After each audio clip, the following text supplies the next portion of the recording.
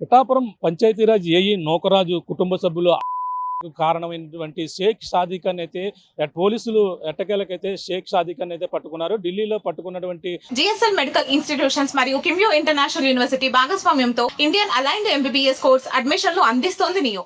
పోలీసులు అయితే అతన్నైతే ఆ రైలు మార్గం ద్వారా కూడా తీసుకుని వచ్చి ప్రస్తుతం సర్పవరం పోలీస్ స్టేషన్కి అయితే తీసుకొచ్చినటువంటి పరిస్థితి ఉంది. రాత్రి 1 గంట తర్వాత అయితే పోలీసులు మేడపాడు ఆ ట్రైన్ దిగి అక్కడి నుంచి ఆ పోలీసు వాహనంలో ఆ షేక్ షాదీ ఖాన్ అయితే 2 వాహనాలలో ఏదైతే ఇక్కడ సర్పవరం పోలీస్ స్టేషన్కి అయితే షేక్ షాదీ ఖాన్ అయితే తీసుకొచ్చి ప్రస్తుతం అయితే విచారణ అయితే కొనసాగుతున్నటువంటి పరిస్థితి ప్రధానంగా కనపడుతుంది. అలాగే ఈ విషయంపై తెలిసిందే 16వ తేదీన సాయంత్రం అలాగే ఈ ఘటన రాత్రి 10:30 ప్రాంతంలో జరిగిన నేపథ్యంలోనే ఈ కుటుంబ సభ్యులు ఏఈ నూకరాజు కుటుంబ సభ్యులు అందరూ కూడా గోదావరిలో దూకారనే సమాచారం తెలుసుకున్నటువంటి షేక్ షాదీ ఖాన్ అయితే కాకినాడ వదిలి పరారైనటువంటి పరిస్థితి ఉంది. అలాగే తన కుటుంబ సభ్యులు కూడా తను ఆ ఇంటి వద్దే ఫోన్లు వదిలి ఎవరైతే షేక్ షాదీ ఖాన్ అయితే చాలా తెలివిగా వ్యవహరించి ఫోన్ నెంబర్ దొరకకుండా అతని యొక్క ట్రాకింగ్ కూడా ఎవరికి కూడా చిక్కకుండా ఉండేందుకు యూపీఐ ఏదైతే ఆ ట్రాన్సాక్షన్ కూడా వాడకుండా ఉండేందుకు కూడా కొంచెం క్యాష్ పట్టుకుని అదే రోజు రాత్రి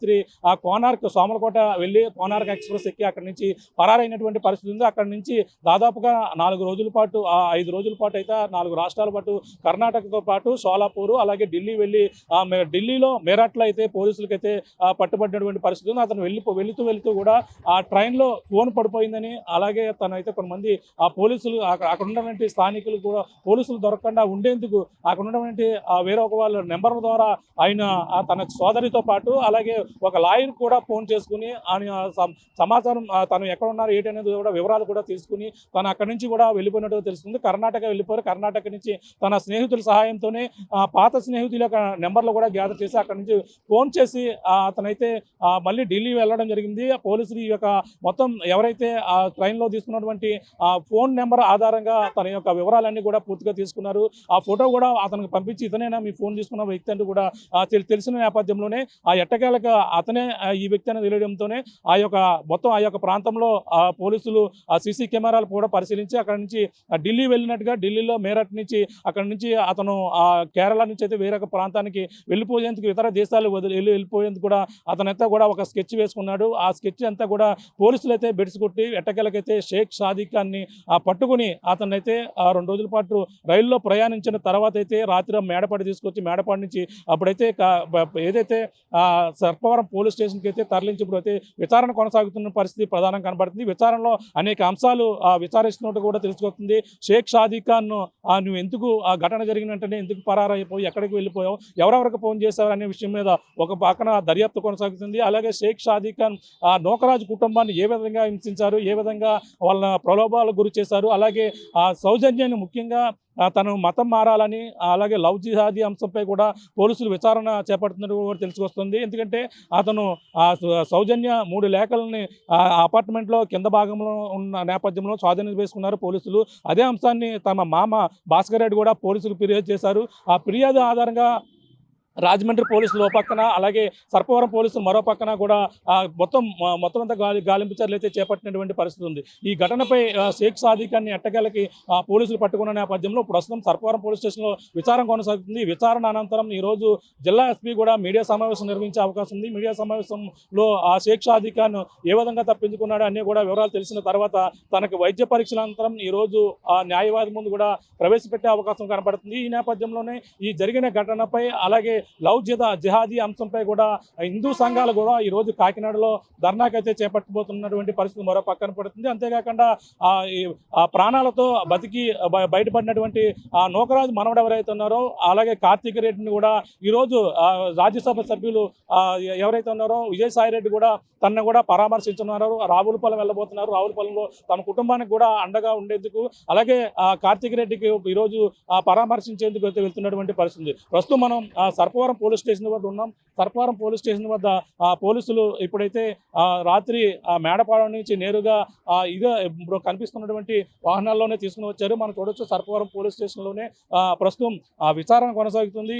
ఇక్కడే ఏదైతే భాస్కర్ రెడ్డి ఇచ్చినటువంటి ఫిర్యాదు ఆధారంగా షేక్ షాదీ ఖాన్ కోసం పోలీసులు గాలింపు చర్యలు చేశారు. సర్పవరం సిఐతో పాటు మొత్తం అందరూ కూడా వెళ్ళి అందులో లభ్యమైనటువంటి లేఖల ఆధారంగా పోలీసులు అయితే దర్యాప్తు కొనసాగించారు. దానితో పాటు ముఖ్యంగా ఏదైతే అశోక్ నగర్లో ఉన్నటువంటి నూకరాజు ఇంటికి వెళ్ళారు. అక్కడ కింద వాహనం స్కూటీలో ఉన్నటువంటి 3 లేఖలను కూడా స్వాధీనం చేసుకున్నారు. చూడొచ్చు, ఇదే వాహనంలో రాత్రి పోలీసులు అయితే తీసుకొచ్చారు.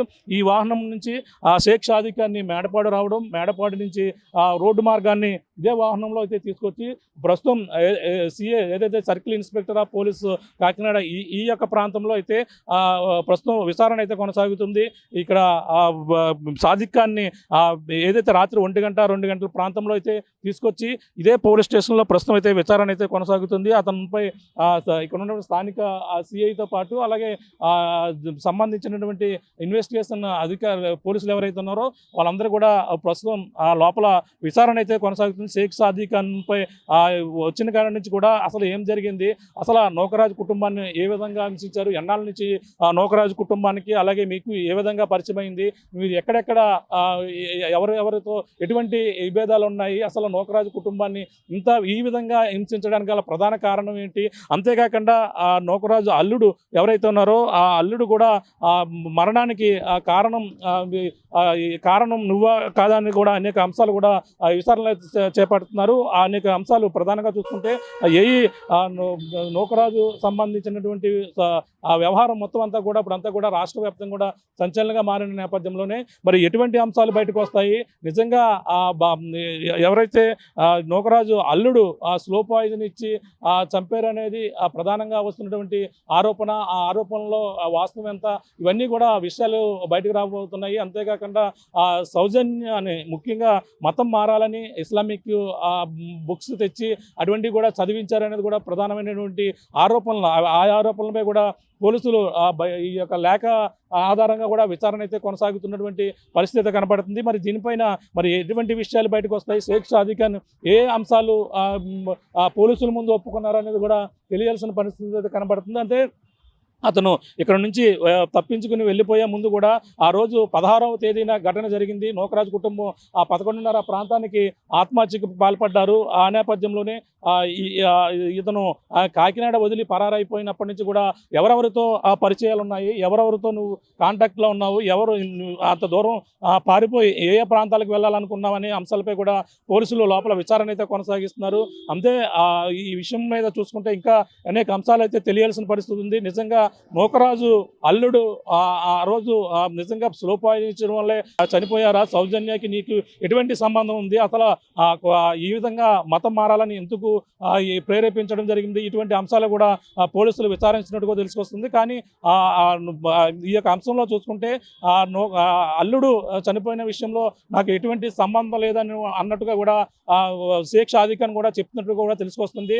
మరి కానీ మరో పక్కన చనిపోవడానికి కారణం తానే అంటూ కూడా లేఖలో రాయడం కూడా ఆ యొక్క అంశాలు మరి అవన్నీ లెటర్లు చూపించి సౌజన్య ఇచ్చినటువంటి లేఖల ఆధారంగా కూడా ఆ విచారణ కొనసాగుతున్నట్టుగా తెలుసుకొస్తుంది. మరి చూడాలి, ఇటువంటి విషయాలన్నీ కూడా నూకరాజు కుటుంబ సభ్యులను ఈ విధంగా మరణానికి కారణం కావడంతో పాటు ఒకటి కాదు, అంటే నూకరాజుతో పాటు తన భార్య సౌజన్యతో పాటు అల్లుడు 4 రోజుల క్రితం చనిపోయిన అల్లుడు, నలుగురు మృతికి కారణమైనటువంటి షేక్ షాదిక్ ఖాన్ని ఇప్పటికే ఈ అంశంపై అనేక ఆరోపణలు వస్తున్న నేపథ్యంలో ఆరోపణలన్నీ కూడా ఇప్పుడు పోలీసులు అయితే విచారణ కొనసాగుతుంది. అంతేకాకుండా ఈరోజు ముఖ్యంగా షేక్ షాదిక్ ఖాన్ చేసినటువంటి లవ్ జిహాదీ అంశంపై కూడా హిందూ సంఘాలు కూడా మండిపడుతూ ఈరోజు భారీ ర్యాలీ కూడా కాకినాడలో ఒక ర్యాలీ కూడా నిర్వహించబోతున్నారు. నిర్వహించిన తర్వాత జిల్లా ఎస్పీ కూడా ఈ అంశంపై లవ్ జిహాదీ అంశంపై కూడా ఫిర్యాదు చేయబోతున్నారు. దీనితో పాటు విజయసాయిరెడ్డి కూడా ఈరోజు ప్రాణాలతో బయటపడినటువంటి నూకరాజు కుటుంబ సభ్యులను కూడా నూకరాజు మనవడు ఎవరైతే ఉన్నారో మనవడు రావులపాలెంలో ఉన్నారు. ఘటన జరిగిన వెంటనే రావులపాలెంలో